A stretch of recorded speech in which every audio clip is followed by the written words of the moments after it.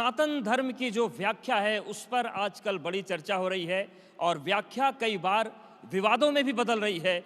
लेकिन इन तमाम बातों के बीच हमने वो भव्य महाकुंभ भी देखा है जिसमें 64 करोड़ से ज़्यादा लोग आए और उन्होंने संगम में स्नान किया। तो अनादिकाल से चली आ रही जो सनातन परंपरा है इसके सार और विस्तार की कोई सीमा नहीं है। तमाम ऐसी गतिविधियां हुई, तमाम झंझावत आए, लेकिन सनातन धर्म ने अपने आप को समीचीन और समन्वयकारी बनाए रखा, पूजनीय बनाए रखा। और इसमें जो हमारे देश के संत हुए उनकी बड़ी भूमिका रही। खास तौर से शंकराचार्यों की हम बात करें, जगत गुरुओं की बात करें जिन्होंने इस देश और समाज को दिशा दी है, तो हमारे साथ जगत गुरु रामानंदाचार्य स्वामी सतीशाचार्य जी महाराज हैं। महाराज जी, बहुत स्वागत है आपका सनातन संवाद में। बहुत धन्यवाद, बहुत आभार। और आपके तमाम दर्शकों को जय जय श्री सीताराम। महाराज जी, पहला प्रश्न तो यही है कि जिस तरीके से सनातन के संवाद हम कर रहे हैं, कानपुर की जो वर्तमान पहचान है वो ये है कि ये औद्योगिक नगरी है, औद्योगिक राजधानी है। मतलब सारी की सारी पहचान जो है वो उद्योगों के इर्द गिर्द घूम गई है। लेकिन जब हम सनातन के सार में जाते हैं, ग्रंथों में जाते हैं, रहस्य में जाते हैं, तो ये पता चलता है कि तो एक अद्भुत तीर्थस्थल है जहाँ पर ब्रह्मा ने मानव की रचना की। तो ये तीर्थ वाली जो भूमिका है, तीर्थ वाली जो पट्टी है, गायब हो गई। ये क्यों हो गई? कानपुर का आध्यात्मिक महत्व क्या है? कानपुर कर्णपुर से प्रारंभ होके कंपू होता हुआ फिर कानपुर है। ये आत्मा तुम गिरजामती सहचरा प्राण शरीरम ग्रहम। कलकल निनादिनी माता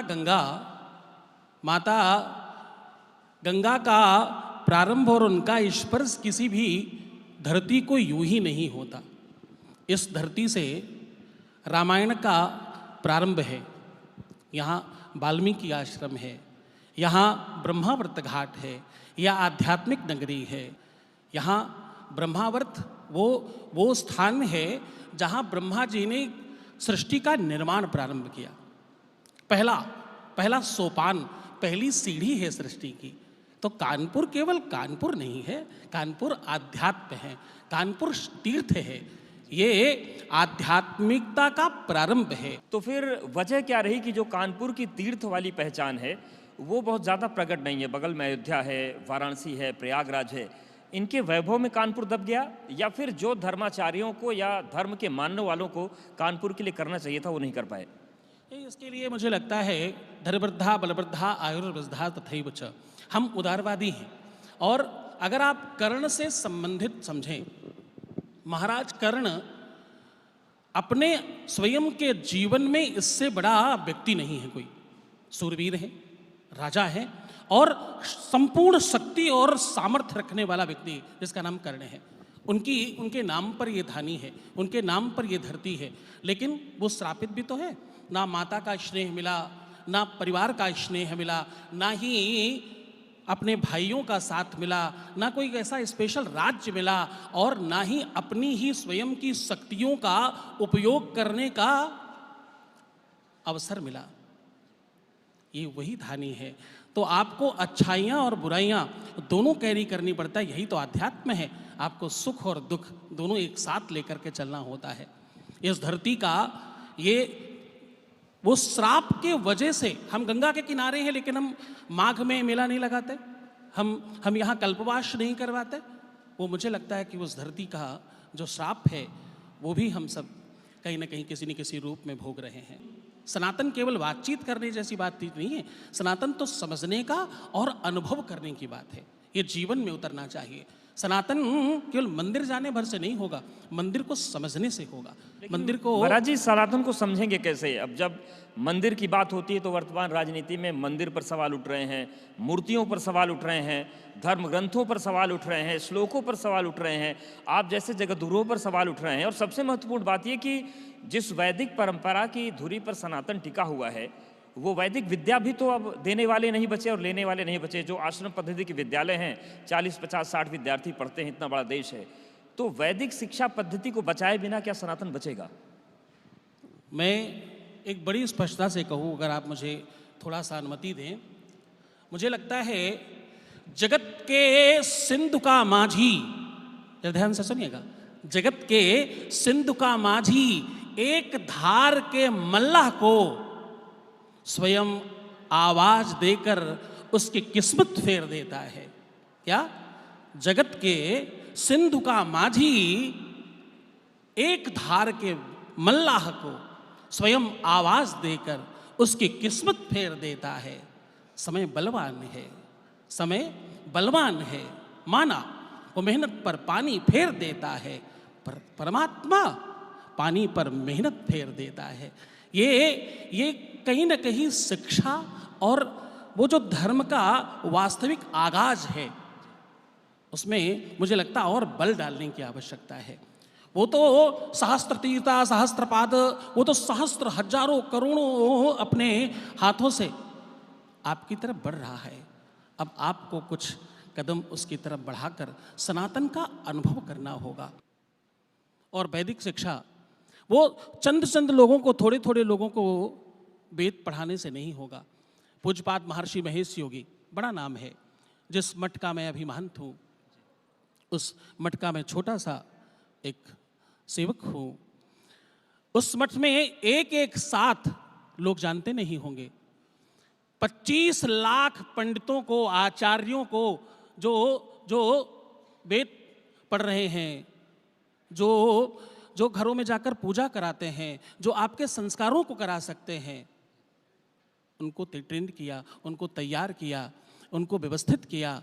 ऐसे संतों को आगे आकर के उनका प्रचार करना होगा। अभी आप YouTube पर चले जाइए, किसी भी सोशल मीडिया प्लेटफॉर्म पर चले जाइए, तो ऐसे लोगों की बाढ़ है। कोई कह रहा है कि आप घर में शराब पीना शुरू कर दिए तो आपका शुक्र सही हो जाएगा। तंत्र योगा एक ऐसा शब्द है कि उसके नाम पर जितनी अश्लीलता हो सकती है वो हो रही है, और बड़े फॉलोवर्स उसके। ऐसी, ये कुछ उदाहरण मैं दे रहा हूँ, बहुत सारी चीज़ें ऐसी हैं। पर्सनलाइज कुंडलियाँ बन रही हैं, ग्रहों की ऐसी ऐसी व्याख्या हो रही है कि वो किसी ग्रंथ में हो सकता है ना मिले। इस चीज़ का कोई इलाज है आप लोगों के पास? देखिए, प्रचार और कुप्रचार ये दोनों सदियों से है। जब प्रचार होता है तो वहाँ कुप्रचार भी होता है, और इसमें सबसे पहले दूसरे की जय से पहले खुद को जय कहें।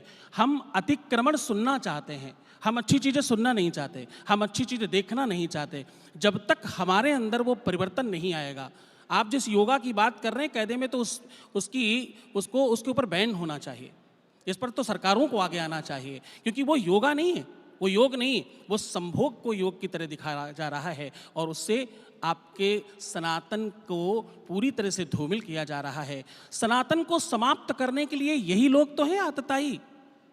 आप इनको रावण से कम मत समझिए, ये सब जड़ से उखाड़ कर फेंक देने लायक हैं। बिल्कुल, लेकिन महाराज जी, हर युग की हम बात करें, जो धर्म है, जो राजनीति है, उसका बड़ा अच्छा समन्वय रहा है।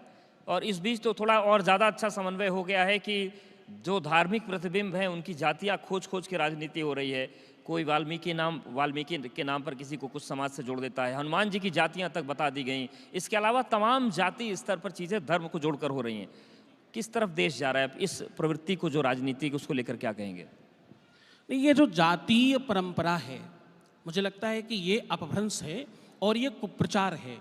एक पिता की 4 संतानें, एक पिता को 4 संतानें हैं, एक सबसे छोटा है, फिर वो थोड़ा और बड़ा है, फिर थोड़ा एक और बड़ा है, और एक सबसे बड़ा है। इसमें जाति कहाँ से आ गई?